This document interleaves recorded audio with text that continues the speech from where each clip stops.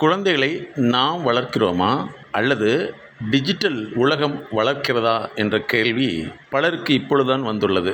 உங்களுடைய cost of expenditure, cost of லிவிங்கில் அவர்களுடைய கருத்து வளர்க்கப்படுகிறது என்பதுதான் உண்மை. டிஜிட்டல் கன்சியூமரிசம் என்று சொல்லக்கூடிய மின்வெளி நுகர்வோர்கள் அதிகமாக உருவாக்கப்படுகிறார்கள். அது குழந்தை பருவத்தில் இருந்து அதற்காக தயாராகப்பட்டு கொண்டிருக்கிறார்கள். பெற்றோர்களும் அந்த குழந்தைகளை அந்த அளவிலே தயாராக்கி கொண்டிருக்கிறார்கள். எஜுகேஷன் என்பது கன்வென்ஷன் லேர்னிங் என்ற ஒரு முறையிலேயே தொடர்ந்து அது செயல்பட்டு கொண்டிருக்கிறது.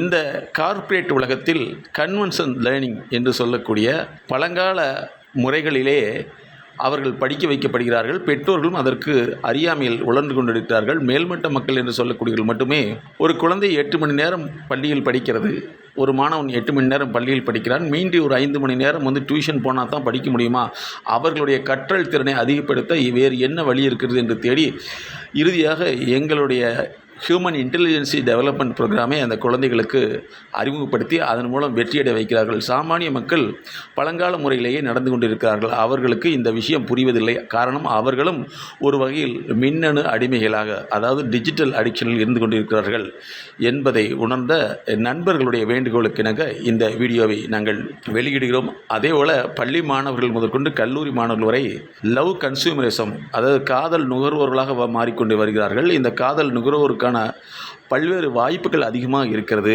அதேபோல் பல்வேறு தவறான வழிகள் செல்வதற்குண்டான வாய்ப்புகளும் அதிகமாக இருக்கிறது. இவற்றை முறைப்படுத்துவதுதான் ஒரு சரியான வளர்ச்சிக்கான வாழ்வியல் முறையாக இருக்கும் என்பதை உணர்ந்த நண்பர்கள் எங்களுடைய நிறுவனத்தில் கார்ப்பரேட் அட்வைசர், அதேபோல் எங்களுடைய சேவையை உலகம் முழுவதும் எடுத்து சொல்லும் பிராண்ட் அம்பாசிடர் என்ற சிறப்பு சேவையை தன்னலம் கருதாமல் செய்து கொண்டிருக்கிறார்கள். அவர்களுடைய வேண்டுகோளுக்கிணங்க மாணவர்களுக்கான மற்றும் பெற்றோர்களுக்கான ஒரு கான்ஃபரன்ஸை நடத்தினோம். அதில் நிஜத்தன்மைகளை அவர்கள் புரிந்து கொண்டு எங்களுடைய சேவையை விரிவுபடுத்த எங்களோடு இணைந்து செயல்படுகிறார்கள். அப்படிப்பட்ட அந்த நல்லுள்ளம் படுத்த நண்பர்களை எங்களுடைய நிறுவனம் பாராட்டுகிறது. இது அனைவரும் இந்த சமூகத்திற்கும் நுண்ணறிவுக்கும் இடையே உள்ள இடைவெளியை குறைப்பதற்காகத்தான் எங்களுடைய நிறுவனம் கார்ப்பரேட் அட்வைசர் பிராண்ட் அம்பாசிடர் என்ற சிறப்பு துறையை உருவாக்கி பல தன்னார்வ நண்பர்கள் இதில் இணைந்து தங்களுடைய சேவையை உலக மக்களுக்கு அர்ப்பணித்துக் கொண்டிருக்கிறார்கள் என்ற விழிப்புணர்வோடு இந்த நிகழ்வை தொடங்குவோம். நண்பர்களே, இந்த உலகம் என்பது நம்மளுடைய டிஎன்ஏவுடைய தொடர்ச்சி. நம்முடைய டிஎன்ஏ என்பது நாம் வளர்க்கப்படுகிறோமா அல்லது சமூகத்தினால் வளர்க்கப்படுகிறோமா என்பதை புரிந்து கொள்வதில் தான் இருக்கிறது. நீங்கள் நல்லா இருக்கிறதுக்கு போகிறது கன்சல்டேஷன், நோய்வாய்ப்பட்டு போனால் அது ட்ரீட்மெண்ட். அப்போ மெடிக்கல் கன்சல்டேஷனுக்கு யார் போகிறாங்கன்னு ஒரு கேள்வி இருக்குது. நம்பர் 1, கார்ப்பரேட் பீப்புள் மட்டும்தான் மெடிக்கல் கன்சல்டேஷனுக்கு போவாங்க. அதாவது 100 கோடிக்கு மேலே உள்ளவங்க மட்டும்தான் மெடிக்கல் கன்சல்டேஷன் போவாங்க. மீதி அத்தனை பேருமே நோய் வந்த பின்னாடி தான் போவான். டாப் லெவல் பீப்புள் நல்லா இருக்கிறதுக்கே போவான். நான் எப்படி மறுபடியும் நல்லா இருக்குன்னு சொல்லிட்டு நல்லா தெரிஞ்சு ஹெல்த் அப்படிங்கிறதுக்கு டெஃபினிஷன் உங்களுக்கு தெரியுமா? தெரியலைங்கிறது என்னைக்கு தெரிஞ்சுக்கிறீங்களோ அன்னைக்கு தான் தெரியுதுன்னு அர்த்தம். தெரிஞ்சதெல்லாமே சொல்கிறது தெரிஞ்சதல்ல, தெரிஞ்சது தெரியலைங்கிறத தெரியலன்னு சொல்ல தெரியணும். ஓகேவா? ஹெல்த் அப்படிங்கிறது உங்களால் ஒரு ஆக்டிவிட்டி செய்ய தெரியணும், செய்ய விரும்பணும். செய்கிறப்ப டயர்டாகக்கூடாது, அந்த செய்கிற அளவுக்கு ஸ்ட்ரென்த் இருக்கணும். இது ஹெல்த்து நல்லா இருந்தால் உங்களால் ஒரு செயலை செய்ய முடியும். அப்புறம் அளவாக தூக்கம் வரும். ஹெல்த் நல்லா இல்லைன்னா தூக்கமே வராது, தூக்கம் மட்டும்தான் வரும். சரி, இது ஹெல்த்து அப்படிங்கிறதுக்கு அடையாளம். ஹெல்த் இல்லைன்னா இதுக்கு நேர் ஆப்போசிட். உங்களை இயக்கிறது மூளை கிடையாது. உங்கள் மூளை எது தெரியுமா? கைகால இயக்கிறது மட்டும்தான் உங்கள் வேலை. உங்கள் வாழ்க்கையை இயக்கிறது மைண்டு. பணக்காரனாக மாறுறதுக்கு மூளை காரணமா மனசு காரணமா? மூளை. இப்போ எல்லாத்துக்கும் மூளை இருக்குல்ல, பணக்காரனாக இருக்கணும்ல. அப்போ மனசு ஒர்க் பண்ணுதா இல்லையாங்கிறது ஏதாவது டெஸ்ட் பண்ணியிருக்கீங்களா இது வரைக்கும்? மூளை வேலை செய்யணும்னு டெஸ்ட் பண்ணியிருக்கீங்களா? அது இல்லை, இதுவும் இல்லை, அதுவும் இல்லை, எதுதான் இருக்குது. மூளை டெஸ்ட் பண்ண வேண்டியதே இல்லை. ஏன்னா மூளை நல்லா இருக்க இடத்த நீங்கள் நடக்கிறீங்க. நடக்க முடியல அப்படின்னா மூளை சரியில்லை. அதே மாதிரி ஒரு செயலில் சக்ஸஸ் பண்ண முடியலைன்னா மனசு வேலை செய்யலைன்னு அர்த்தம். எல்லாத்துக்கும் மூளைங்கிறது என்ன, எவ்வளோ நரம்பு இருக்குது, எத்தனையாயிரம் நரம்பு இருக்குது. அதே மாதிரி மனசில் நிறைய சிஸ்டம் இருக்குது. அந்த சிஸ்டம் ஒர்க் ஆகலைன்னா உங்களுக்கு சரியாக ஒர்க் ஆகாது. ஒர்க் ஆகலைன்னா ஒர்க்கு பண்ண முடியாது. ஒர்க் பண்ண முடியுதுன்னா ஒர்க் ஆகணும். ஒர்க் பண்ணுறதுல ப்ராப்ளம் வந்துச்சுன்னா ஒர்க் பண்ணுறதுல ப்ராப்ளத்தை சரி பண்ணோம்னா ஒர்க்கு சரியாயிடும். இப்போ ஒர்க் ஆகுதா? நல்லா ஒர்க் ஆகுது. எங்களுடைய தியரி வந்து மைண்ட் செட் நாலேஜ். அதனால தான் நிறைய பேர் வந்து ஏழைகளாகவே இருக்காங்க. ஏன்னா அவங்க மனசை வந்து மேம்படுத்திக்கிறதே கிடையாது. மனசை மேம்படுத்தினா மனத்துல சிஸ்டம் இருக்குது. சரியா? உடம்புல எத்தனை சிஸ்டம் இருக்குது சொல்லுங்கள்? நம்ம ரெஸ்பிரேட்டரி சிஸ்டம்னு சொல்கிறோம். மூச்சு அப்படிங்கிறது ஒரு சிஸ்டம். சரியா? இன்டெஸ்டினல் அது ஒரு சிஸ்டம். நர்வ்ஸ் அது ஒரு சிஸ்டம். இப்படி வந்து மினிமம் வந்து 9க்கு மேலே சிஸ்டம் இருக்குது. ஸ்கெலிட்டன் தனி சிஸ்டம். அதே மாதிரி மைண்டில் நிறையா சிஸ்டம் இருக்குது. மனசில் நிறையா சிஸ்டம் இருக்குது. இந்த மெமரின்னு சொல்கிறீங்கள, இதெல்லாம் அந்த காலத்தில் கண்டுபிடிச்சது. அதெல்லாம் அவுட்டேட்டட். அதெல்லாம் வந்து 1000 வருஷத்துக்கு முன்னாடி கண்டுபிடிச்சது. எது? மெமரிங்கிறது அவுட்டேட்டட்.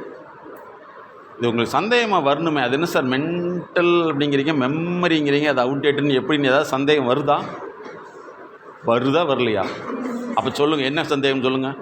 மெமரி அவுட்டேட்டட் எப்படி அப்படின்னு சொல்லுங்கள் பார்க்கலாம். பழைய காலத்தில் கம்ப்யூட்டர்னு ஒன்று இருந்து தெரியுமா? கருப்பாக கீழே ஒரு தலகாணி போட்ட மாதிரி வச்சுருப்பு, அதுக்கு மேலே டிவியாட்ட வச்சுருப்பாங்க. அப்புறம் என்ன செஞ்சாங்க, கொஞ்சம் காலம் கழிச்சு தலகாணி தூக்கி சைடில் வச்சுட்டாங்க. CPU. அவன் கீழே இருந்தது APUவா? அது CPU தான். அது படுத்திருந்தது. இப்போ என்ன செஞ்சுட்டாங்க, டயர்டாக இருக்குன்னு சொல்லிட்டு எழுப்பி விட்டாங்க அப்படின்னு. இதெல்லாம் CPU சிஸ்டம். இப்போ என்னாச்சுன்னா அதெல்லாம் மாறி போய் வந்து என்ன வந்துருச்சு, இப்போ சிஸ்டம் வந்து என்ன ஆயிடுச்சு, அதாவது மெமரியில் அடுத்த வெர்ஷன் வந்துருச்சு. நம்ம ப்ரோக்ராமிங்காக வந்தது. ப்ரோக்ராமிங் பண்ணி செய்கிற மாதிரி வந்துச்சு. இப்போ என்னென்னா அதையும் மீறி வந்து இன்டெலிஜென்சி. இப்போ இருக்கிற கம்ப்யூட்டருக்கு பேர் மெமரி கிடையாது. என்னது? இன்டெலிஜென்சி. அது என்ன இன்டெலிஜென்சி? Artificial intelligence. அதாவது செயற்கை நுண்ணறிவு. இது என்ன அறிவு? Artificial intelligence. செல்ஃபோனை பார்க்காத, அப்படிலாம் பார்க்க முடியாது. நீ மட்டும் நைட் பார்த்துட்ருக்க, டிவியை பார்க்காத. நான் போன முன்னாடி டிவி பார்க்குறேன், உனக்கு ஒரு நியாயம்? டெல்மி. எனக்கு ஒரு நியாயம். வரட்டும், உங்கள் அப்பா வரட்டு சொல்கிறேன், வரட்டும், அதே அப்பா வரட்டும் நானும் சொல்கிறேன். சேலஞ்சு, சவால் அப்படின்னு சொல்லி சண்டை வரும். இதுக்கு பேர் என்னது? Artificial intelligence. அறிவே இல்லாமல் அப்ஜெக்ஷன் பண்ணுறது. எது இல்லாமல்? அறிவே இல்லாமல். டாக்டர்கிட்ட போய் சர்க்கரை சாப்பிடாத, ஏன் நீ மட்டும் சாப்பிட்றீங்க? அதனால் நாங்கள் என்ன சொல்லலாம், ஹியூமன் இன்டெலிஜென்சின்னு ஒன்று இருக்குது. மெமரிங்கிறது ஓல்டு வெர்ஷன். இப்போ வந்து என்னது, ஆர்டிஃபிஷியல் இன்டெலிஜென்சி. அது வந்து ஓல்டு வெர்ஷன். ஆர்டிஃபிஷியல் இன்டெலிஜென்சி யாருக்குன்னா உங்களுக்கு அல்ல, மிகப்பெரிய தொழிலதிபர்களுக்கு தான் ஆர்டிஃபிஷியல் இன்டெலிஜென்சி. ஏன்னா நீ வேலை நல்லா செய்கிறியா கெட்டதாக செய்யறன்னு பார்க்குறக்கு. ஆனால் உங்களுக்கு என்ன வேணும்னா HI, ஹியூமன் இன்டெலிஜென்சி. அதுதான் நாங்கள் பண்ணக்கூடிய மிகப்பெரிய கன்சல்டன்சி. இன்டெலிஜென்சியை அதிகப்படுத்துறதுக்கு தான் எங்களை மாதிரியான ப்ரொஃபஷனல் கன்சல்டன்ட். நாங்கள் வந்து யாருக்கும் கவுன்சிலிங் பண்ணுறதில்ல. ஐயோ பேபி, அப்படியே படி பேபி, நீங்களாம் படித்து பாஸ் பண்ணால் உங்களுக்கு நல்லதுங்கிறது கவுன்சிலிங். அதெல்லாம் கிடையாது. ஏன் உன்னால் படிக்க முடியல, எதனால் வந்து உங்களுக்கு வந்து சிலருக்குலாம் வந்து எதை சொன்னாலும் பிடிக்காது. யாராவது ஒன்று சொல்லிட்டா உங்களுக்கு பிடிக்காது, பயங்கரமாக கோவப்படுவாங்க. இன்னும் ஒரு சிலர் அடுத்தவங்கள நக்கல் நையாண்டி விக்கல் எல்லாம் பண்ணுவாங்க.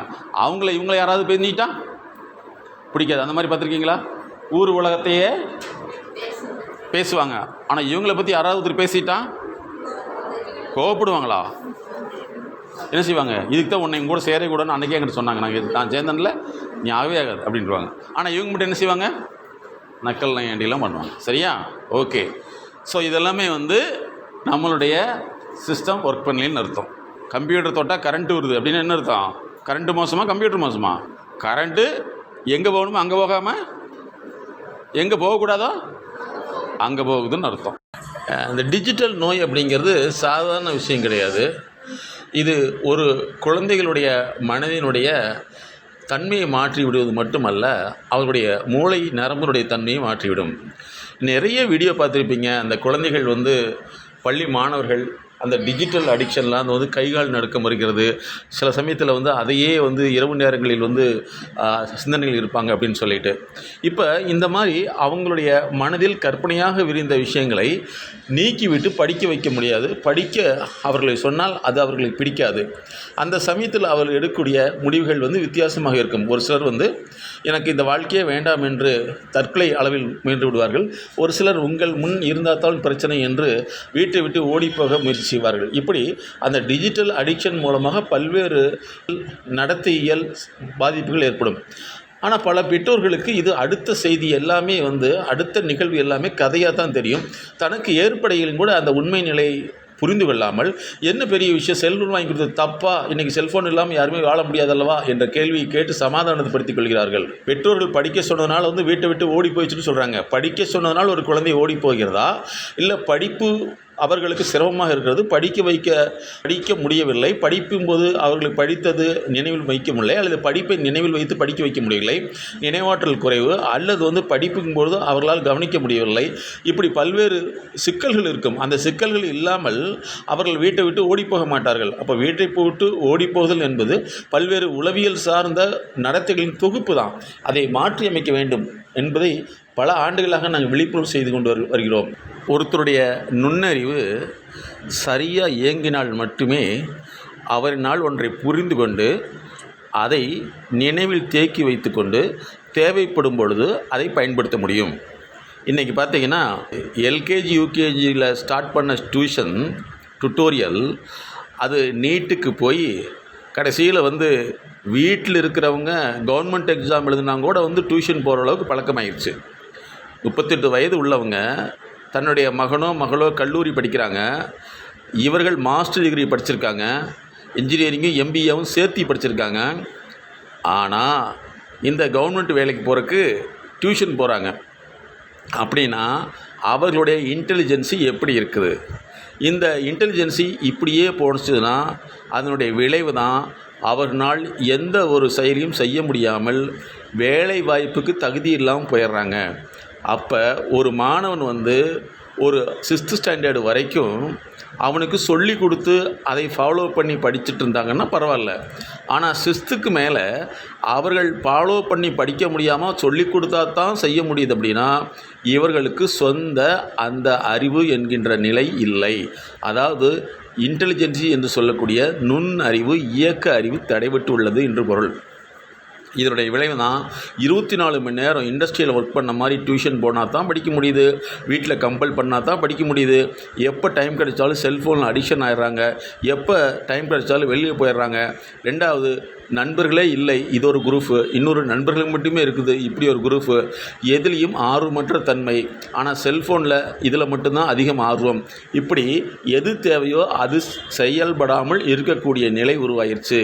இந்த இன்டெலிஜென்சியை மாத்திரம் தான் எங்களுடைய எம்எஸ்கேவுடைய ஹியூமன் இன்டெலிஜென்சி ப்ரோக்ராம். இது எல்கேஜியிலிருந்து ஸ்டார்ட் பண்ணி அது வந்து மெடிக்கல் ஸ்டூடெண்ட்டு, மெடிக்கலுக்கு ப்ரிப்பேர் ஆகக்கூடிய NEET student, MBBS, MD, even சொல்லி சார்ட்டர்ட் அக்கௌண்ட், இன்டர்நேஷ்னல் ஆடிட்டிங் படிக்கிறவங்க கூட எங்களுடைய intelligence development analysis, intelligence mentoring, learning development, international learning lab analysis, அவர்களுடைய நுண்ணறிவு விட்டு படிக்க முடிகிறதா என்று லேர்னிங் லேப் அனாலிசிஸ், அவருடைய கற்றலை தொடர்ந்து மேம்படுத்த லேர்னிங் ஜிம் போன்றவற்றை உருவாக்கியுள்ளோம்.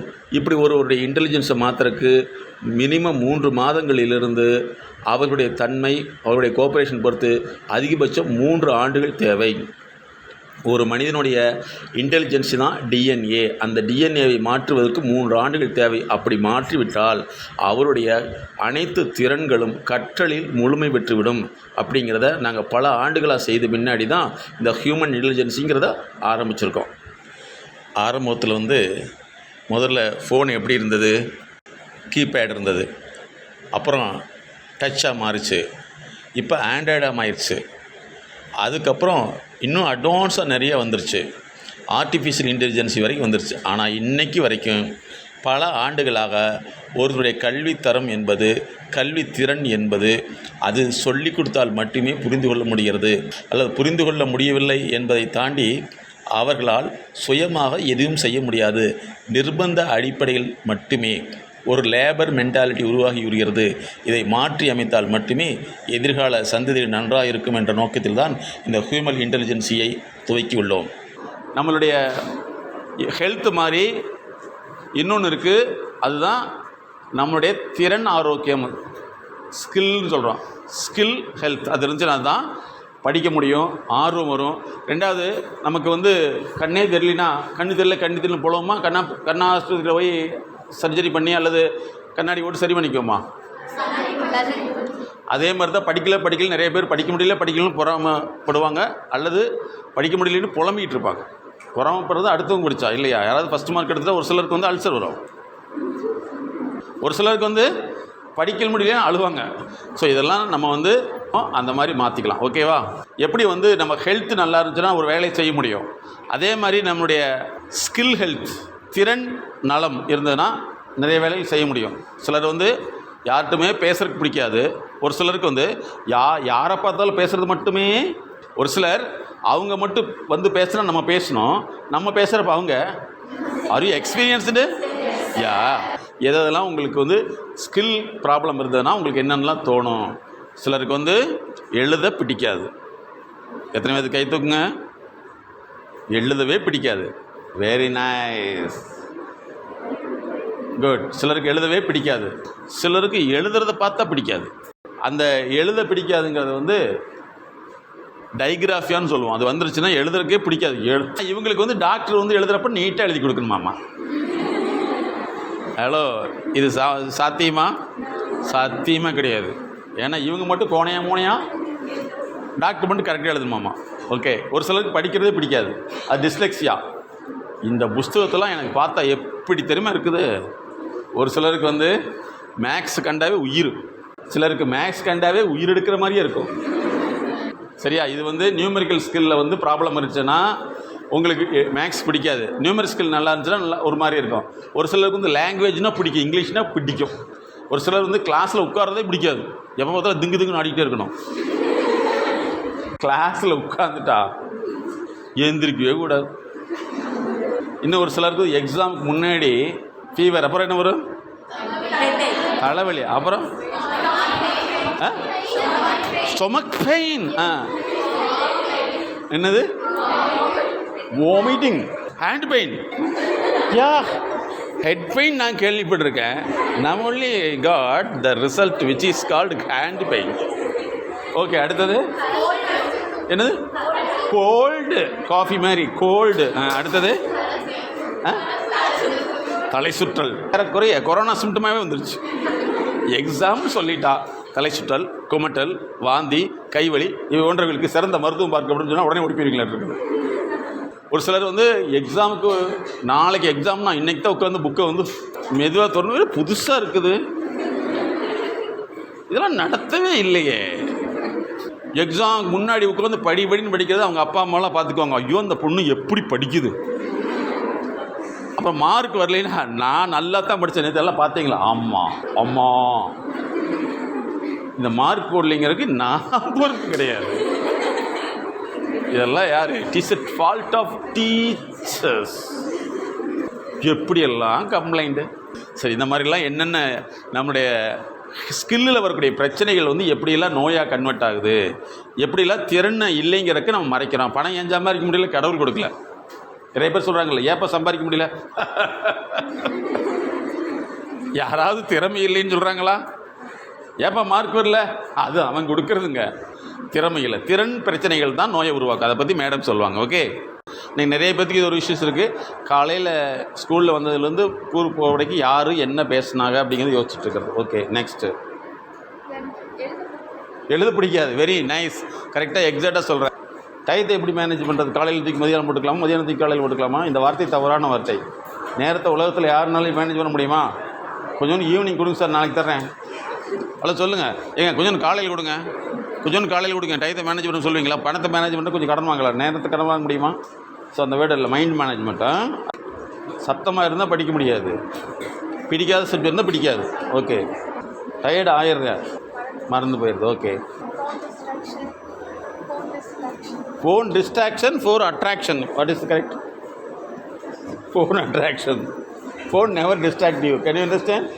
டங் டங் டங் நடந்து வந்து ப்ளீஸ் வா ப்ளீஸ் வா ப்ளீஸ் வான்னு சொல்லுதா? இல்லை அது அட்ராக்ஷன். யாருக்கு? ஃபோனுக்கா நமக்கா? ஜாலியாக பேசணும். இந்த மாதிரி ஜாலியாக பேசணும்னு நினைக்கிறவங்க, வீட்டில் ஜாலியாக இருக்கும்னு நினைக்கிறவங்க எல்லாமே 40 வயசுக்கு மேலே வந்து ரொம்ப நோய்வாய்ப்பட்டிருக்காங்க. அதெல்லாம் மேடம் டீல் பண்ணிகிட்டு இருக்காங்க. நிறைய கேசஸ் உடம்பு சரியில்லாமல் போயிடும். உங்கள் வீட்டிலே பார்த்தீங்கன்னா ஒரு சிலருக்கு வந்து அடிக்கடி பிபி அதிகமாகிட்டே இருக்கும், பார்த்துருக்கீங்களா? சிலருக்கு சுகர் பேஷண்ட் அதிகமாகிட்டே இருப்பாங்க, ஹார்ட் ப்ராப்ளம். இதெல்லாம் வந்து பார்த்திங்கன்னா மனோதத்துவ ரீதியில் வரக்கூடிய பிரச்சனைகள் தான். பிடிக்குமா பிடிக்காதா அல்லது உங்களுக்கு தேவையா? எது? மேக்ஸ் உங்களுக்கு பிடிக்கணுமா, மேக்ஸ் உங்களுக்கு தேவையா? ஒரு சிலர் வந்து எப்போ கேட்டாலும் அடுத்தவங்களே குற்றம் சொல்லிகிட்டே இருப்பாங்க. ஏன் அதிக மார்க் எடுக்கலை? டீச்சர் நடத்தலை. ஏன் நடத்துறது பிடிக்கல. ஏன் பிடிக்கல? டீச்சரை பிடிக்கல. டீச்சர் பிடிக்கலன்னா உனக்கு எந்த கவலை? எனக்கு டீச்சர் பிடிக்கல, சப்ஜெக்ட் பிடிக்கல. இதே மாதிரி டாக்டர் பேஷண்ட்டு பிடிக்கல, நான் ட்ரீட்மெண்ட் பண்ணல அப்படின்னு சொன்னால் முடியுமா? அம்மா திட்டிகிட்டு இருப்பாங்க. அடுத்து இந்த கான்ஃபிடென்ட் அப்படிங்கிற வார்த்தை கற்பனை வார்த்தை. இனிமேல் நான் வந்து ஆக்டிவிட்டி பண்ண போகிறேன்னு தான் சொல்லணும், புரியுதா? ஸோ எங்களுடைய நிறுவனத்துக்கு வந்து கிட்டத்தட்ட ஒரு மாதத்துக்கு 5 லட்சம் சம்பளம் வாங்குற வரைக்கும் வர்றாங்க, 100 கோடி சம்பாதிக்கிறவங்க வரைக்கும் வர்றாங்க. அதில் முக்கியமான விஷயம், ஹார்ட் பேஷண்ட்டு, சுகர் பேஷண்ட்டு எப்படி வர்றாங்கிறதான் நிறைய பேர் தெரியாது. எங்ககிட்ட பெரிய கன்சல்டிங் வருது. என்னென்னா, யாருக்கெல்லாமே வந்து குடும்ப கஷ்டம், வாழ்க்கையில் ஜெயிக்க முடியல அல்லது ஜெயிக்கிறதுக்கு என்ன செய்யணும்னு தெரியும், இவங்களுக்கெல்லாம் சுகர். யாரெல்லாமே வந்து நெருக்கடி அதிகமாக இருக்குது, கடன் பிரச்சனை அதிகமாக இருக்குது, அதிகமாக குடும்பத்தில் பிரச்சனையாக இருக்குதோ, ஹார்ட் ப்ராப்ளம். இது ரெண்டுக்குமே உளவியல் ரீதியான காரணங்கள் தான் இருக்குதே தவிர வேறு எதுவுமே கிடையாது. அதனால் சுகர் பேஷண்ட்டாக மாறுறதுக்கு காரணம் என்னென்னா, பிரச்சனைகளை சரியான கன்சல்டேஷன் எடுத்துக்காமல் இருக்குது. அது அவங்களுக்கு சுகராக கன்வெர்ட் ஆகிக்குது. திறன் குறைபாடு தான் பல்வேறு உடல் நோயை உருவாக்குகிறது.